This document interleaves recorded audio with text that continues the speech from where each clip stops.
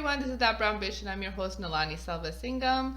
Joining me today, I have my oldest friend, my dance partner in crime, the one who called me out on how I used to eat chocolate during recess in elementary school. I've got Dilani. Yay! Finally on the podcast. Yeah. It was funny because I told you earlier that I actually wanted to get you on like way before, but then things came up. But because it was International Dance Day a few days ago, I was just like, okay, I gotta get her in now. Like, it's been too long, basically, For sure. right? Yeah. Mm-hmm. And I'm so glad that you agreed to come on the podcast, especially because, like, considering the fact that you are so pregnant right now. So, thank you for coming on. Like, I know the due date is coming soon. So, how are you feeling? I'm feeling good. Yeah, I know. Like, I've been wanting to do the podcast for so long, but I've just been dealing with, pregnancy issues. But I'm glad to be on, and I'm glad to be on for a topic like this because obviously you and I have had our relationship has blossomed because of dance. So yeah, so I'm happy to do this today and discuss the topic of dance.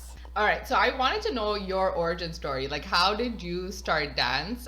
That's where we first met. So, like, let me know, because I don't know if we've talked about it before, but like, I'd love to hear it again. Like, how did you start dance? How did you start Bharatanatyam? Okay, so well, I come from like a family that's just they just love dance. My mom, growing up, she did Bharatanatyam when she was younger. So I guess when I was a baby, I have multiple pictures of myself in holding mudras, and my mom would set me up to look like I'm a dancer at the age of like not even one. And so like I think it was like my parental influence, like mostly my mom. She really wanted me to get into it, and like my mom's brother. I didn't realize this till recently, but I always knew he was a dancer. But I recently watched a lot of like home videos, and I saw him like dancing with me, and it would be like to like Michael Jackson because he was like a Michael Jackson fan. So I think like just growing up, I had a lot of like dance influence, and then at the age of 6, my mom put me into Bharatanatyam, and yeah, like I think it's just something that I click to, and I really enjoy, and it's just in my blood. So that's where my dance origin started, and that's where I met you too. Yeah. So I started around the same time, like after you. I think you were already there when I started. But like for me, my parents don't dance, like unless it's the drunk dancing my dad used to do like at parties and stuff. But like I don't think that counts. But they don't dance. I used to just dance. I don't know where I got it from. But since I was a kid, people used to, at every party, they would make me dance, like put me in the front and be like, here, dance. This is before I even started Bharatanatyam, right? And it's not even just like fast songs and stuff. It would be like slow tracks, like slow Tamil 80s songs. And I would be like, like this. And I would be like doing all this random stuff. Like I still have like certain memories of that. And watching me do that, like people would always tell my dad, like, oh, you should put her in Bharatanatyam, you should put her in dance, she's dancing well, like you should put her. And then one day, I don't even think he actually even asked my mom. I had an uncle who knew Vasu Master. So he's like, oh, I know a dance teacher, like, and it was just like a snap decision, like, okay, like he called Vasu Master and he was available, and then they just took me. And yeah, like that, it just started like that. But then my dad is the one that started me in dance, just because I think because everyone was saying it, he just felt like, oh, like this would be so nice for her to do. But he never realized the commitment that it takes, because dance, like practices, yeah, once a week, like just like general class is one thing, but when you have a program or anything, it would be like almost every day, right? I know, I remember summers being there, like it was like a school day, like 9 to 6, like like you're there every day. And he was not prepared for that commitment, even though he's the one that put me in it first. So my mom kind of got stuck taking me to classes, and we'd always take the bus because they didn't have a second vehicle at that time. But yeah, like that's how dance started for me. So how did you feel about Vasa Master's class? Like, I should ask you that. So I honestly like I do I am grateful that I did attend Vasu Master's class. He taught a lot of things that I've learned in Bharatanatyam that I was able to like take in my future. Like I don't know if people know, but I went to two different gurus. I had two different gurus. So Vasu Master was my first one, and I learned a lot of like certain aspects of Bharatanatyam from him, and then I learned certain other aspects of Bharatanatyam from my other teacher, Devaki Bharati, and like I enjoyed the experience. I feel like I met so many people from dance class, and like half the people I won't remember. It's always you saying, "Oh, do you remember that person from dance class? Do you remember that person from dance class?" I'm like, I don't. Like, Nilani, how do you know? How do you remember all these people? Like, I don't. But yeah, like we definitely met a lot of people from dance class, and I think it was like a really important aspect of my life when I was a little kid, because like my life just revolved around dance. Like you said, on the weekends it'd be like, you know, getting ready for programs and dance practices, and so just life was revolved around dance. And same with my dad, he was not prepared for that. Like, he was never into it. He was just like, oh God, like this is a waste of time. My dad is one extreme, and then my mom was another. My mom was so passionate about it, so she like had like all these aspirations. Like, she wanted me to become like this dance teacher, and like she wanted so much. But I'm like, it was hard. It's not as easy as, you know, as you get older. You know, when you have life hitting you, it's hard to balance everything. So like anybody who does it, like honestly, kudos to them. Like I think it's amazing, and I appreciate it. So yeah, but yeah, Vasu Master's dance class, it was fun, and yeah, like I'm glad my parents put me into it. Yeah, because like I wasn't really like a popular kid growing up. So for me, it was like, oh, my dance class friends. Like it was kind of like I kind of had my people there. Like, even though I didn't really have friends in school, it was like I had these other kids here that, okay, at least I can connect to them and I can relate to them. So I didn't feel totally alone. Like, you know, it was really nice. And Vasu Master, like, he was one of the few dancers that I think we've had this discussion before, where he would do like cinema songs and stuff like that. And a lot of teachers that are very, like, I guess, like orthodox or very conservative about certain things, like they would never go that route. They would never touch songs that are in like Tamil cinema and stuff, excuse me, stuff like that. So he just had like a completely different way of looking at dance. Just the one thing that I regret is, because Vasu Master, when I started dance, he started putting me in shows right away. So I started performing. I don't know if you remember Chinanjirukuliye, like I did that performance like 50 times. And because I started that right away, like a lot of the times when I went to practice, it would be for like, we're practicing for that, like when I went to classes. So I never learned anything properly. Like even the Muttiregal, I never learned properly.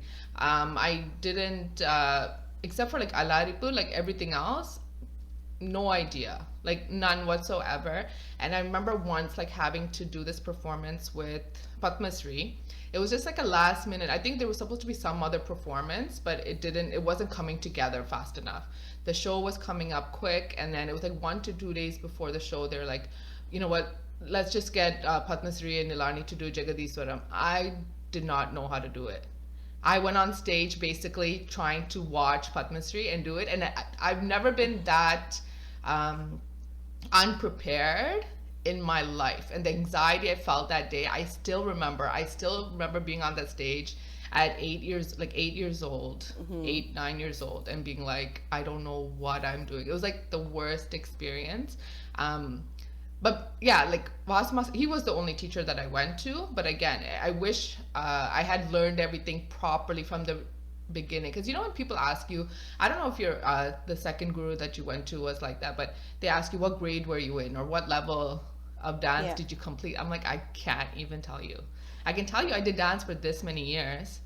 It was very off and on, but I wouldn't be able to tell you, oh, I finished up to this level, because I really don't know. I never learned like that. Yeah. No, you know, like you're right. Like even when I was with Vasu Master, like there were certain things we learned, like Adavas, we learned Suttam, like he was very like, make sure things are in rhythm, you're sitting your Adamandi properly. Like there are certain things that I learned from him and I picked up and I was able to take, but there are certain things that I felt like I had to start from scratch when I went to my new teacher.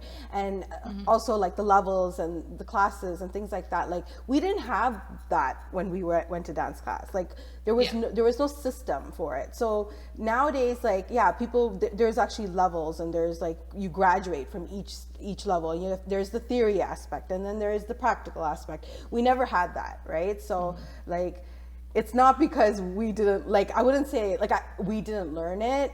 I think we did learn it, but he didn't emphasize it, and he didn't, like, I guess, focus on it. We were more like program focused. Like, okay, we perform Right. at a program, right? We entertain. Like, I think we were one of the top groups that, you know, would be hired to Yeah. perform at an event, right? So like, Yeah. yeah, like you said, I still remember days where I was in class at like grade 2 or 3. Boss master and my mom show up at my office, school office, and they're like, "Oh, take her out of class. We have to like perform for some show." I'm like, "What? I'm in class." I'm sitting in class. I'm like, but I was excited. I was like, "Yes, he thinks I'm Yeah. worthy. He thinks I'm worthy." I'm like, did I? So he liked you. Like you felt like he liked you. He did. He did. He never disciplined me or anything. Like, I think I would consider him, like, I think he would consider me in my batch one of his favorites. But so I never had any issues with him, even though like everybody in my batch kind of disliked him because either like he was just too like strict.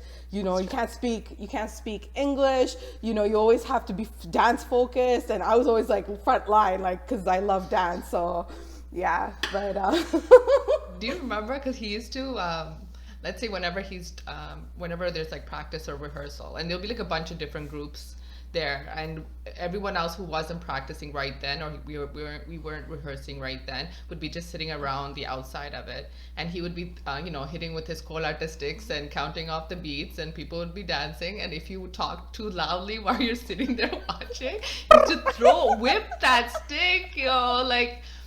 I mean, like, it's so it is dangerous. Like, hold on, is this supposed to be on record? Is this going to be on record? I mean, like, I feel like the time has passed where they could charge him with anything, but like, he would throw that, like, I mean, like, now that I think, before it was kind of like, oh my gosh, but I never got thrown at me because, again, I felt like I was one of his favorites because I was always like the youngest one in the group, right? So like he never, like, he was fine with me, like we were cool, like we were buds. But like to other people, like it would be so, because we're sitting on the floor, so you're whipping this. It could hit us in the face, like, but he had good aim. Like, I don't remember that ever happening. But man, like, I still remember we'll sit there and then we'll be like, guys, don't talk in English. Can't even say English. You have to say The only issue with him was it ended up because he was always renting places and he was moving around so much, like, so it was kind of hard for us to kind of keep up with all the. He kept moving further and further too, like, and my brothers were born, so it was just too hard for my mom to be taking me on the bus every time, like, to these practices. So I kind of like gradually stopped at that time. So it was probably around, I think I did dance maybe about like 4 years, 3-4 years. Like, it was just like an off and on kind of thing. Like, how long were you at Vasa Master? Like, how long did you stay? I would say 6 to maybe 11 or 12. I would say. And I think it's the same time frame as you're mentioning, because I remember, like, during that time, my mom mentioned it too. Like, it was really hard to keep up with him because the locations would keep changing. Plus, we moved to Markham. We went from Scarborough to Markham, so it got a little bit harder. My dad felt like that was the best excuse. Be like, oh, we moved. We're too far now. No more dance. I hated my dad because, like, I always, like, I think I still have some sort of, like, I don't know what's the word to describe it, but resentment, like resentment, because you put me in dance, okay? Then every time I would go to practice, he would make some sort of comment like, "Oh, in a kasu leka poringalo, and are you making money? Like, you're acting like this is a job, like you're so committed to this thing as if you're earning money from it." And I always hated him for doing that, because you put me in, you got me interested.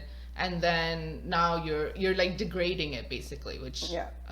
like that was really annoying. Trust me, I had the same problem. My mom was Yeah. like she kind of gave up too because my dad would make comments every time we had a dance program, and it was like he came to the programs. Like it's not like he never came, but the thing is like he never like you said, like he wasn't the one coming and dropping me off at dance class, or picking me up. It was my mom. My mom was the one who did all that, and like I remember your mom as well. Your mom would come and with Nal as a baby, and sit there with my sister as a baby, and they'd spend their time there, and like they enjoyed. I guess they knew it meant so much to us because we actually loved it.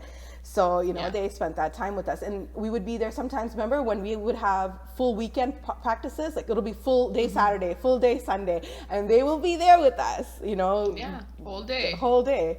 So I used to get excited for those practices. I used to love it. Like, me too. Oh yeah, like I'm not going to be, because my parents were very strict. Like I never got to go out and play with my friends or anything. So this was like, I'm going to chill kind of a thing. I'm not stuck in the house all day. It's funny because like you mentioned, like as a kid, I think I come from a strict family too.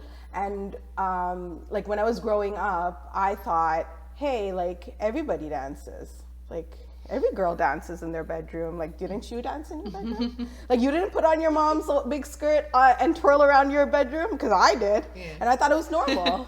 Because I used to do that. And it might sound funny now, but to me, I thought it was like a normal thing that girls did. And growing up, like another home video I watched. So I was notorious for making my parents record me while I danced when I was a kid. Of course you were. So I would literally tell my dad, like, hey, put the video camera like this, and then like I don't even know what I'm dancing to, like you said, like it'll be like some slow 80s song, and hence why I'm very thorough with 80s music. But I would put it on and then I'll just dance in front of the video camera, like, nothing coordinated, just freestyle, you know? And like it's funny, like I thought that was normal. And my parents would completely just like ignore it because they were like, only Bharatanatyam. You're only allowed to dance Bharatanatyam. You're not allowed to dance cinema songs, right? Like I'm not allowed. Like, like even before I went to high school, you're not, don't even ask us. No cinema songs, no Western music, only Bharatanatyam. If you're going to dance Bharatanatyam, then we'll let you. If not, you're not allowed to dance anything. But, like, they tried to stop me. The passion, the force was too strong. It was too strong. Only so much you could do. Like, really? Like, really? I used to put, like, particopies on, like, the TV, and I had every song memorized, the choreo for every song memorized. So as the songs went through, I would just be doing all the moves. And this is me at like 7, 8 years old. Like just every move, like everything. I loved it. That was my like pastime. Yeah. Like just going through like an entire partocopy and just doing like the choreo for it. Yeah. Yeah, I was the same way. Like my parents never like held me back from that. I think they were kind of okay. They're okay with it. Yeah, like no, there were rules. Like no, I'd be scared. Like I'm like I want to do this dance program, but I can't even do it because my parents will say no.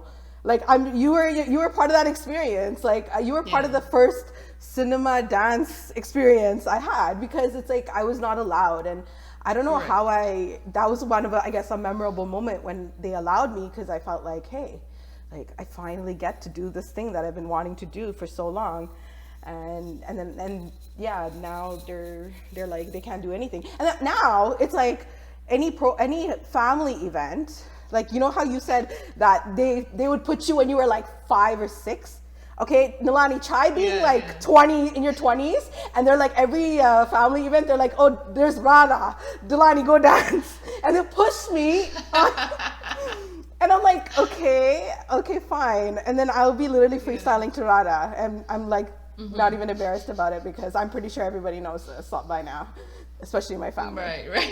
Like it's ridiculous, but I think your mom is like very much like that. She's that person, right? And since you're saying like she's so into dance too, I think when she realized that hey, like it's not just Bharatanatyam, like you can do like even like semi-classical or even Ghana and all that stuff. It's like you're actually talented in it. So I think she wants to show off her daughter's talent, and it's cute when you're younger, but when you're older, it's not cute anymore. No, it's not. It's not even my mom. It's not only my mom. It's like my aunts. Everybody. Yeah. It's like, oh, Dilani. Like they don't. It's like I don't even get a heads up. It's like I just attend an event and I'm told like 2 minutes before they're gonna put the music on. Oh, you're gonna be dancing to this. I'm like, okay, sure. But I mean, how do you feel when they do that? Like, do you feel any sort of anxiety? Because I get anxiety all the time. Like when people try to get me to perform last minute like that. I do and I don't. I think with my family, I'm just so comfortable, so I don't really care. But I think if it was like another crowd, it might be a little different. And it depends on the song too, right? Like, I think there's certain music that our bodies are just like, you know, Ghana music, it'll just come out. Like, it just comes out. And same with like semi-classical, I can do it. Western, I mean, I can do it, but I'm more so like, I would prefer choreo. Like, I would want to learn a choreo before doing it. But yeah, I think, no, more than speaking, I think dancing, I'm more comfortable with dancing. Yeah. You know? Oh, no, yeah. The nerves are like less, like show less, I think, when you're dancing than when you're speaking. Like I sound like, remember your, oh my God, my speech at your wedding reception? I sounded like I was going to cry the whole time. The crowd was tough. The crowd was tough. Yeah, like no one was getting my jokes, and I was just like, "This is rough, man." It's not your fault. It wasn't your fault. It wasn't your fault. Don't worry. And I think at the end, like I had, this is like after the dance, so everything's done. I was obviously like tipsed or probably even on the verge of being drunk. And I remember, I think it was one of the girls, like one of your bridesmaids. And I was like, I was funny, right? Wasn't it good? Like, why wasn't anyone laughing? I think the host, like the MC kind of threw me off too, because she's trying to have a conversation with me. Yeah. And I was like, I just want to say this thing and go. Like, can you please stop? I can't. Well, you've come a long way. Like you were so nervous giving a speech at my wedding reception, and now look at you with the podcast and everything. You're like a natural. Yeah, but I also don't have like a bazillion people watching me and looking at me, right? So it's completely different. Like I think if I had to do another like a reception speech or something, I would be the same nervous wreck, because it's a different like ball game. Like, for sure. I can't. Oh my God, just thinking about it right now is giving me anxiety. Like, please, no one ask me to do any sort of speech anywhere, please. Yeah.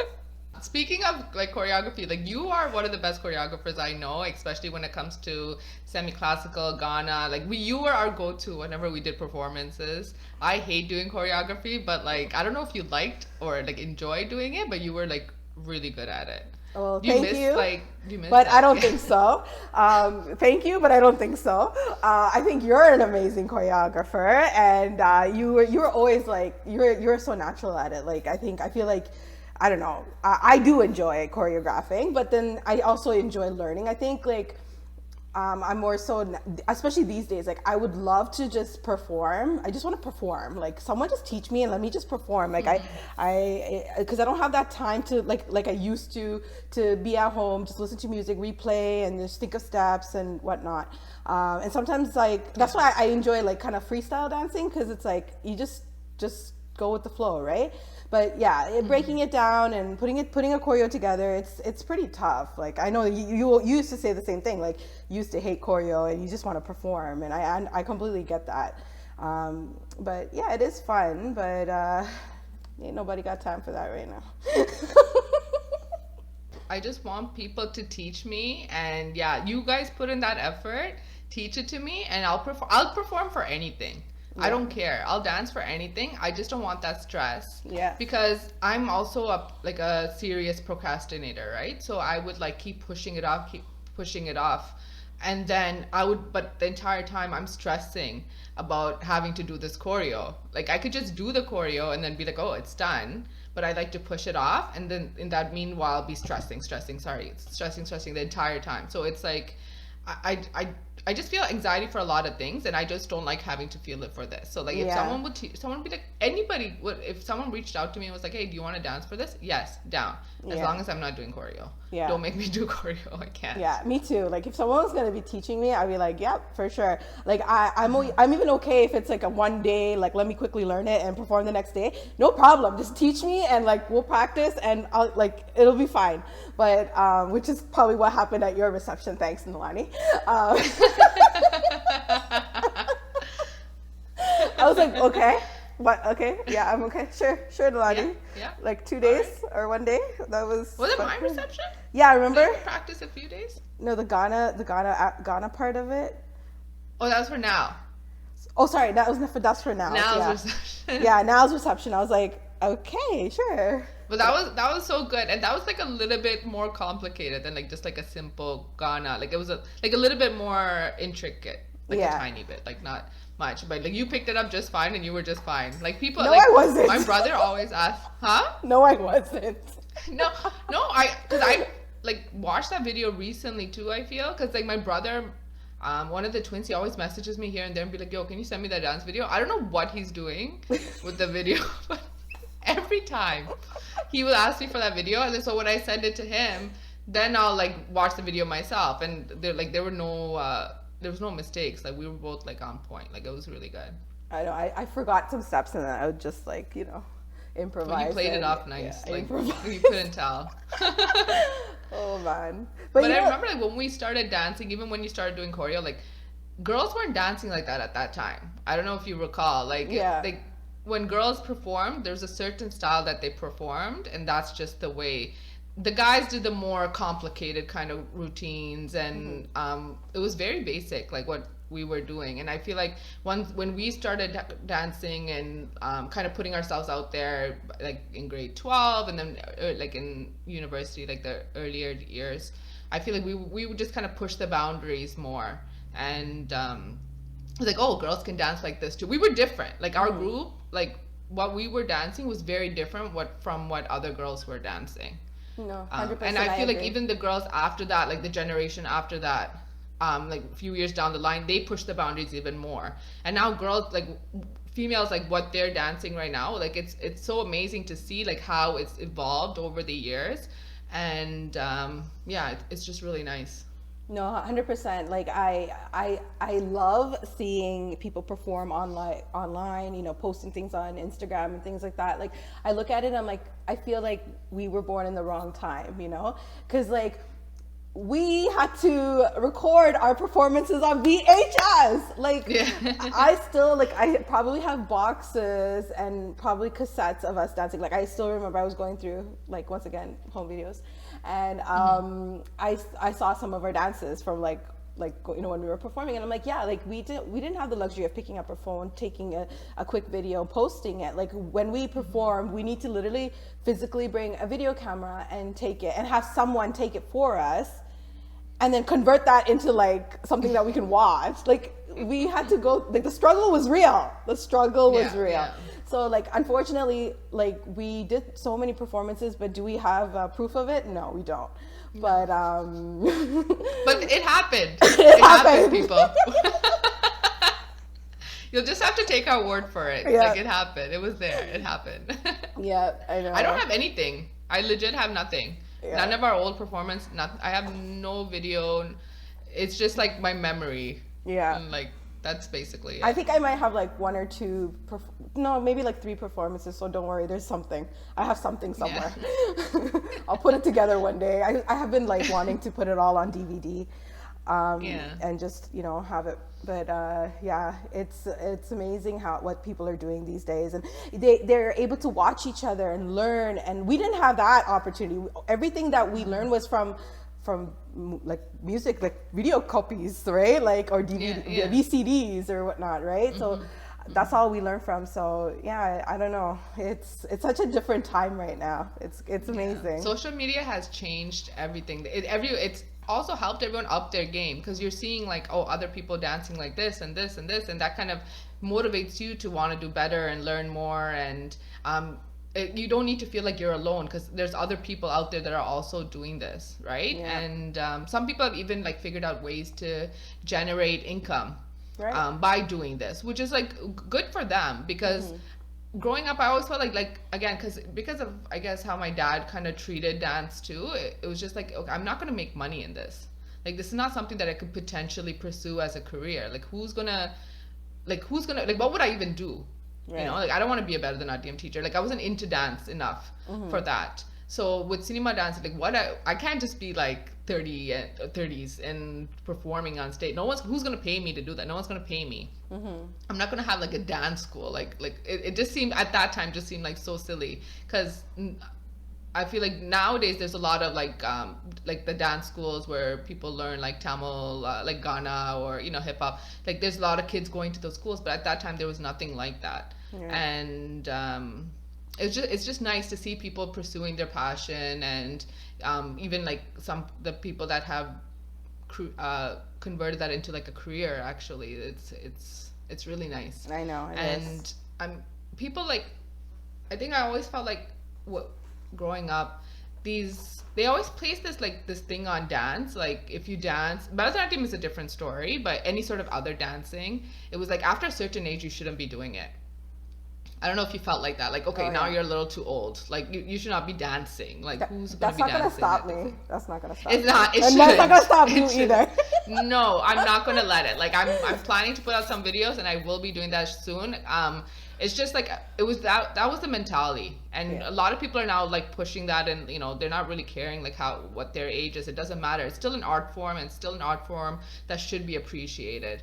Because these limits are not placed on people that sing, that play a musical instrument. Like you can do that forever, and no one's ever gonna be like, "Oh, aren't you a little too old to be singing?" Like no one's gonna say that to you, So yeah, like I really want to get back into it, and I really enjoy dancing. So yeah, I just want to like kind of touch back into that as well, because I did it for like a really long time, especially cinema. Like even when I was in law school, like I was still coming here for practices to dance, so it's a passion. It's something like you it's just like it's for sure, and it makes you happy, like whatever makes you happy, right? For some people it's different things, and I think it's such a healthy habit too. Like you're staying active, and you mingle with people, and that's the thing about dance, I feel like, is like you build a family with those who have the same interest. You guys are both you guys are all part of this one thing, and all have the same goal, and it's to perform, and it's just like such a nice bond. I feel like that's one thing I do miss about dance. And like you said, like you can't unfortunately with our culture there is like that stigma, like after a certain age you shouldn't be dancing, like it's just too much, at that you should leave it at that age. But I think we're moving forward in a time where you can push that, so it's fine, just do it. And like that's what I was telling you, I was having a conversation with you too, and just do it. Like you don't want to regret it. A couple years down the road you'll be like, oh, I should have done it then and I didn't do it then. And I feel like that's how I feel about the past couple of years. Like I haven't done anything either. I really didn't have any opportunities. If I had it, maybe I would have. But it's just something, like if there's any opportunity where you can perform, go for it. Just do it. Go for it. Yeah. And speaking of which, we both also danced in Huskies together. I feel like I met so many people. I never know which word is the right word. So many people. I met so many people through Huskies, and I come across these people all the time. Like I run into them, and Akash will always be like, "Yo, you know everybody." I'm like, "No, I don't know like it's because of dance, right? Like you just kind of even if it's people that you didn't really dance with, like someone danced with them. So like they're all very familiar faces, like so, and I have a lot of these the Huskies dancers still on like Instagram. I still kind of follow them and to see what they're up to, because we spent so much time together, like more time than we did probably at those times, like than with our family or anybody else. Like we spent at Huskies practices. For sure. And how was Huskies for you? Because you only did that 1 year. So how did you find that experience? So it was definitely a bittersweet experience for me. I'm still grateful for that experience. I think like I've always wanted to be participating in like a dance competition. Like, we always danced, but did we win anything? No, it was just like a personal like satisfaction that we were better than other people. It wasn't a competition. It wasn't a competition. Just like a so the Huskies experience was, and it was obviously like how many people were there? There were like 30 plus. 30 25, 30 people. 30 people or whatnot. So it's like, and being part of that experience, like honestly, like I had the opportunity to learn different dance forms. and dance with, I met everybody there. Like the only person I knew was you. Everyone else was like a completely new person, and like you, I would see them in public, and I would just talk to them, and I feel like we have a strong bond just because we shared that experience, and it was a tough experience because it wasn't like any dance practice that we went to. It was like the military. Yeah. Yeah. Not that I've been in the military, I can compare, but it felt like it. Like I felt like the drills and like just like the discipline. Like you needed to have a lot of discipline and focus, and there's a lot of moments where you had to bite your tongue and just do it because you're part of this. You've already committed, and you need to push through. There have been moments where I was like, is this even fair? Like, should I even continue? But it didn't affect me so much, but I knew there were people on the team that it affected. I was a VIP, so I mean, I was okay with committing all my time to dance, but there were people on the team that had other commitments like work and other family commitments, and I just felt like it was very unfair because you need to understand what's going on with other people's lives, and I think it should be people were treated unfairly and spoken to disrespectfully just because of the fact that they had these commitments, and I think that was very unfair. I think that responsibility should have been left on them and maybe addressed afterwards if they were not performing properly or whatnot, but they shouldn't have been like treated disrespectfully. I just felt like there was a lot of individuals who were going on a power trip, I felt like. Right. And it was just not right. Like you shouldn't be talking to people like that or treating people like that. And like even me, I felt like my parents did not see me for weeks at a time. Like there were, I think the last 2 weeks, it was like I wasn't even home. My parents were like, "Do you even live here? Who are you? I don't remember who you are." Like like that's how we would go to York, and we would sleep on the dirty ass floors, and because in the name of dance. Like that's how passionate we were. I don't even think the military was treated like that. Yeah. Okay. And wake up and do our drills and whatnot. So I mean, it was a really big commitment. But the relationship we built amongst all the dancers, that was amazing. The end result of how well we performed, that was amazing. Unfortunately, the execution of that particular performance, I would not say was great, and that is not because of the dancers. It was, I would say there was a bigger picture involved, and I just felt like there was so much focus and drilling on the dancers, but it wasn't the dancers' fault. I felt like all the dancers did a great job. I think it was like the props and background and like the executive team. Sure. Sorry, Nalani, I know you were part of that exec team, but I knew you are not part of the... I was the coordinator. Yeah, you were the choreographer. Yeah, and I know you dedicated all your time. Like I remember you were dedicating whatever time you had. So like I know that from on your end you did your part, but there were a lot of individuals like that I felt like could have treated people better, and I feel like we could have won that year. We could have won. We were runners up. But we could have won that year, and the reason we didn't win was because of these power trips and the execution of everything other than the dance aspect of that performance. Right. Yeah.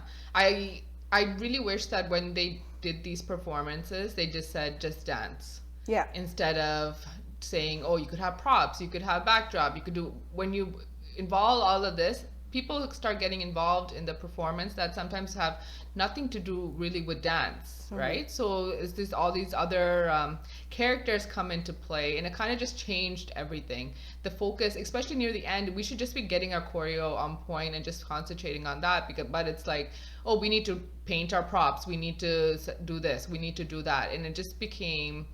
It kind of took the joy out of dancing for me as well. I did not like having to be in that position, but I was honestly, I had this issue with the core team because it was like 8-9 people. It was like a ridiculously big core team. Like we had a chord for this, a chord for this. It was like a zillion people. And I remember we had a meeting with it was Kalegal that year, right? It was like second year Kalegal. we had a meeting with the Kalegal execs, and the whole team was there. They came to meet with the entire team. Then everyone left, and it was just the execs that met with the Kalegal execs. Only our court, sorry, like execs, like met with them, and I was the only court that was left out of that. So for me, it was like I'm not really a court. Like I'm just like a glorified like I'm just a glorified dancer. Like I'm just a dancer. I'm choreographing like many of those routines I choreographed, and I had help. Like I know you helped too, but majority of it I had my part in. Even if that wasn't really my responsibility, I had my foot in it. But that's all I was really. Like no one really came to me for anything other than that. It was just like, you choreographed the dance, that's it. Everyone else was in that exact meeting except for me. They never asked me to come, and I remember like kind of I actually cried, and I felt like such a loser for doing that. But I told them like why am I here? Like why are you guys considering me a thing if I wasn't even included? Everyone was in that meeting except for me. People that are not even dancing or not even performing were in that meeting except for me. Like no one thought like, oh, she should be part of this. Like so it was, that year was, I know, I understand that when you're dealing with 20, like when it's just like me and you did performances with just 3 people, and we even had struggles trying to get everyone to come on time, come on time, be there on time, take it seriously, learn your choreo, practice when you're at home.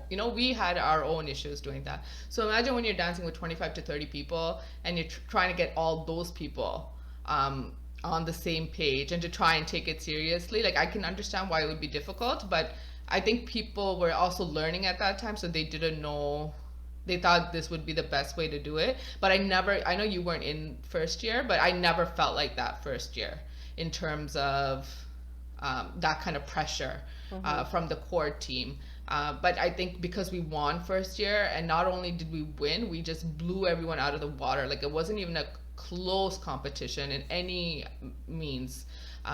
So I think we just completely destroyed everybody. So I think the pressure of kind of living up to that hype from the first year, I think it was just too crazy. Yeah. It was so crazy. No, and Absolutely I understand that. Like you mentioned, like getting people to practice and learn a dance is not easy.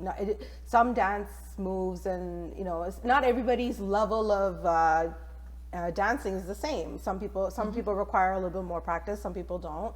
Some people can pick it up really quickly, but it's hard, because if you want everyone to be on the same page, you need to some people have to put a little bit more effort in. And I get that aspect of it, but I just feel like with the dance team, I felt like people were just disrespected. Like this, that's something that definitely is never okay. You can't if someone needs help, you have to approach them and try to provide them a way to practice, or at least let them know so they know what they need to do.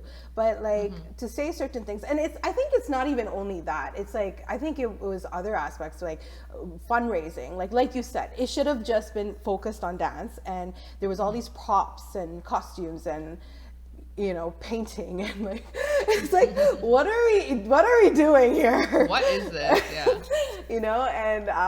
And obviously that requires money.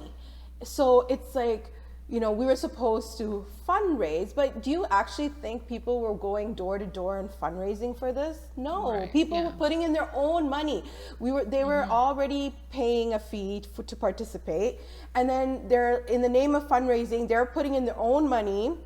So that because they've already committed, and they don't want to be disrespected. I still remember this one meeting, and I will never forget that in my entire freaking life.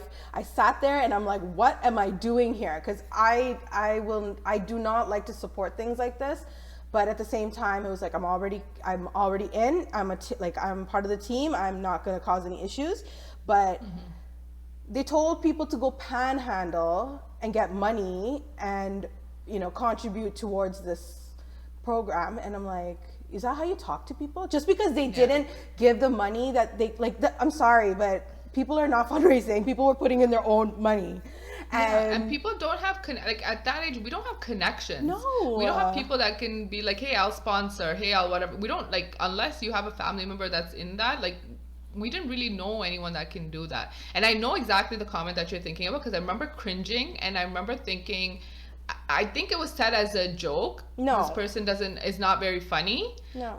But the person said it thinking they're going to get some laughs, the way it was said, and then the way it was delivered, and then looked around at everybody else. I felt like this person thinks they're kind of, not that, I'm not saying like, oh, like everyone's, no one's in on the joke. You know what I mean? Like, you're making this comment like, oh, I don't care if you have to go beg people on the street. And then you're kind of looking around. I was like, oh, like, I was like, I think you're trying to be funny, but this is not funny, and this is not how you should be, speaking to people. Like, this is not okay. I wouldn't even consider that a joke or an attempt for a joke, because everybody that they were talking to at that moment was in an obviously uncomfortable position, because they felt like they didn't have the money, you know, and it was a little bit of money at that time. That was like, what, $250, $300 or something at the time, each person. Like, think about that, multiply that by like 30 people. Yeah, so that's a shitload of money. Yeah. So, and do we have a record of where that money went and what it went to? Girl, this is my problem. This competition, Kalegal, was there to raise money to send back home. That was how it was initially created. Okay, I can bet money that the amount of money that teams individually spent, I'm sure Huskies was the main team that spent the most amount of money. The amount of money that we just individually spent on putting these performances together, because we needed props, because we needed backdrops, because we needed extravagant costumes, that money was probably more than whatever was fundraised to send back home. It made absolutely no sense for us to be spending more money than what is actually being raised to be sent back home. Yeah, if that was the main cause, then they should have budgeted and made sure, hey, this is the amount of money we work with, and this is all we use towards the dance performance. And I think there were other competitions later on that people, I guess, changed that. Like, they focused more on just the dance aspect, which was good to see. But that particular year, it was a shit show. It was terrible. It was, and you know, and I'm not surprised it didn't come back after. Kaliga didn't come back after. It was like Talam, and I don't know if there's another one. But I did 2 more performances after that, and I remember that they made it a rule that you can use props, but it has to be stuff that you're dancing with. It can't be just something that's on the stage. It can't be part of like a set. Like, they made some sort of rule like that, so which kind of forced people like to not just have like, I guess they kind of realized what was happening, where people are spending so much money on all of this stuff. I'm sure people were complaining too that this is actually, it's insane the amount of money that's going towards this.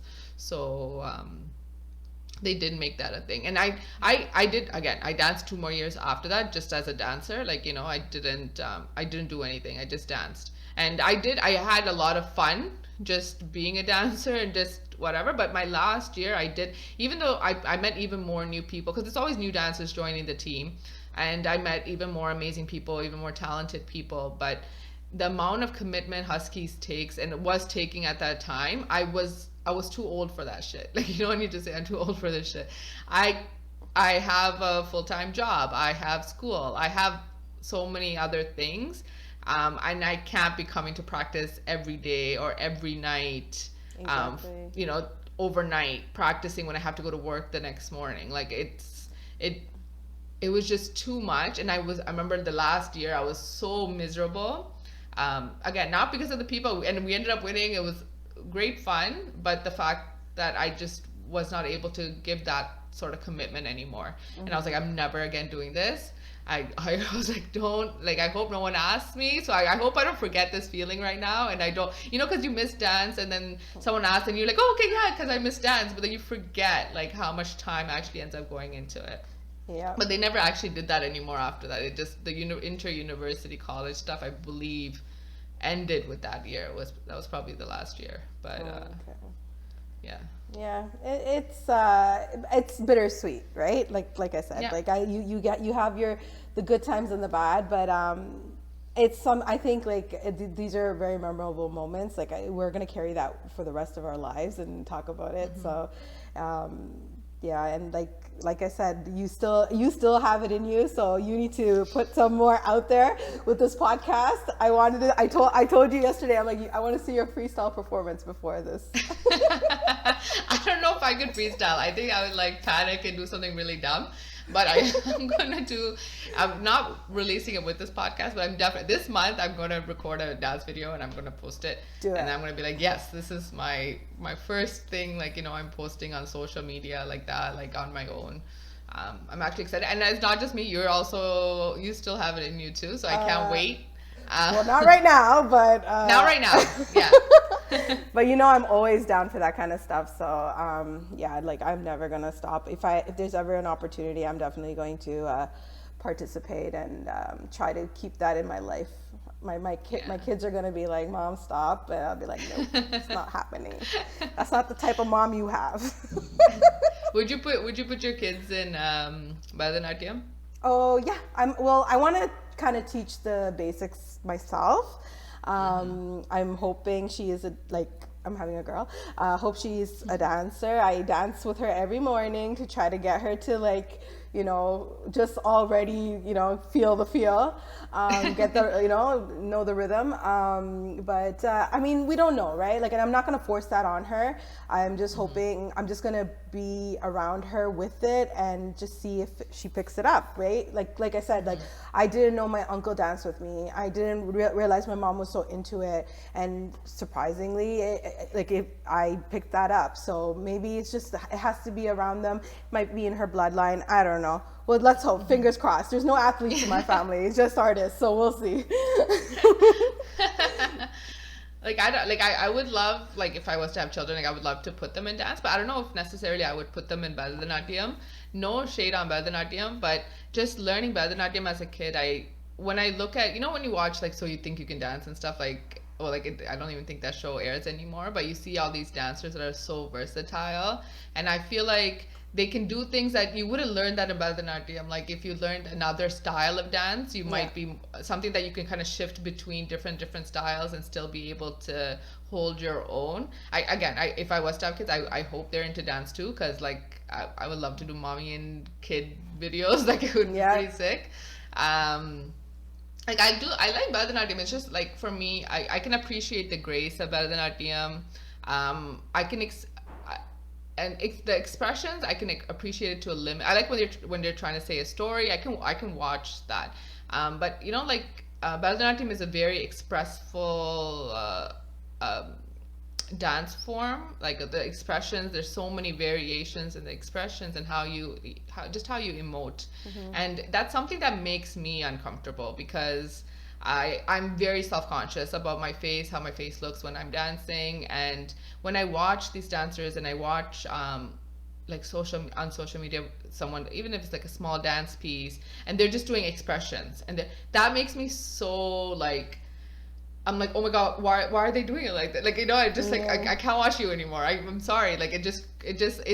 It's because they don't have any sort of they're not it feels like they have no reservation. They're not conscious. They're not self-conscious about it, and which is a good thing. But for me, it just kind of reminds me of how self-conscious I am about my own face and what my face is doing. No, for sure. And that's the thing. I think that is a part of Bharatanatyam, and I feel like I learned that from my teacher later on, Devaki Bharati. She was very much into that. So we would just sit there in a circle and she would go through every single emotion and how to express it. And we never learned that with Vasa Master. Vasa Master was just Adavis, it's Suttam, it's making sure you got the steps right at the right timing, and I learned a different thing from him. But I think there's a variety of things you can learn from Bharatanatyam. I think it's just, there's so much more that I can learn, and which I'm still interested in. Like I said, I will probably teach my kids the basics of it, but I'm definitely going to put them in different dance forms. I've always been interested in contemporary. I love anything graceful. I think that's just something I'm into, but contemporary dancing or salsa dancing or even just hip hop, right? Some sort of ballroom, even hip hop, right? But I think right now in the time of day, if they just have that interest for dance, there's just so much out there on the internet for them to see what they like and learn it, right? So we'll see. Like, I don't know. Like, I think that these are just things that you go with the flow. Like, I hope she is a dancer, but if she isn't, it's okay, and we'll see what they like, right? So yeah, for sure. But either way, you're gonna keep dancing, so it don't matter. Yeah, nope. I'm gonna be a dancer. I'm gonna stay a dancer, even at the age of 65. You don't need to retire. There's no retirement age for dancing. I don't know if I'm gonna go. I don't know if I'm gonna pass 65, so I said 65. Right? You know how we used to discuss like creating like Ghana boot camps and things like that. People are actually doing that now. Like it was an idea before, but people are doing that now. You know, exercising. We were born in the wrong time, yo. I'm telling you, like we were born in the wrong time. It makes me so sad. I'm like, if I were this generation and I was dancing now, I would probably be posting so many videos. But now I'm so self-conscious, and like I just feel like there's so many amazing dancers out there, and they're just doing so many amazing things. It's like I'm like nothing compared to them. But no, but you are in your own right, like very like you're an amazing dancer. That's why my dance partner in crime, like there's no one like I would choose over you for dancing, like 100%. Thank you. Yeah. Catch. Yeah, I feel the same way. I feel the same way. Like, I don't think there's anybody else I can be like, okay, I'm going to teach you and you're going to learn it and we're going to like just do this. Like, it's like, just I don't even need to stress. I don't need to stress about it. It's like, I can, you know, like we can vibe. So. All right, girl. Like, thank you so much for coming on the podcast. This was honestly so fun, like revisiting old memories, the good and the bad. It's going to be very interesting, the feedback we get from especially... Yeah, we're going to get some messages. But, I mean, it is what it is. Our experience is our experience, right? And, again, it wasn't all bad. There was a lot of good. I experienced a lot of good. And... Yeah, no, I enjoyed having this conversation and being part of your podcast. Thank you for having me on here and talk. Very just welcome. Like revisiting those memories and talking about one of our favorite topics. So, thank you. All right, thank you everyone for listening. Please don't forget to like, share, and subscribe. If you have any feedback on the episode, please do not hesitate to reach out. If there's an issue, because it looks like we don't like yours. Like giving like confidential information, and we've like blurred your face so no one can reach out. Grateful, thankful, blessed. Okay, you can't take that much time. No, because I think there's a lag. There is a lag. You just say it. I'm just matching you. Okay. So you just say grateful, thankful, blessed. Okay. I'm catching up. It'll sync up when we see it. Okay. Hopefully. Okay. All right. 1, 2, 3. Grateful, thankful, blessed. Okay. Yay.